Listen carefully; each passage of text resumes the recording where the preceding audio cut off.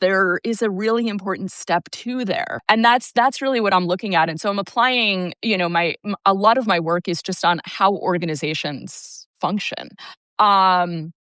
Right. So, of course, like bad leaders do get elected and they do eventually subvert democratic institutions. But the next project I'm working on argues that the precursor to that is organizational. And so to sort of chip away at democratic institutions without the risk of like a pushback or a coup, even, you don't start by just getting in office and then changing all the rules. You start by keeping the rules intact and keeping intact all of the like trappings, the organizational structures of the government that were forged under democracy.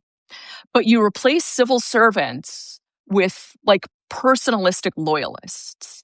And so what I would argue is one of the real, like, we don't really talk about this, one of the real like linchpins of democracy is that the roles in government, whether you're working in the post office or whether you're working as a staffer in the White House or whether you're in Congress or whatever, is that the roles that you have are intimately coupled with the rules of the game. And the loyalty is to the rules. The loyalty is to democracy. It's not to one specific leader. That's the difference between democracy and autocracy at this sort of micro level. And when you replace people in a democracy who have loyalties to the concept of democracy itself with those whose loyalties lie with the leader,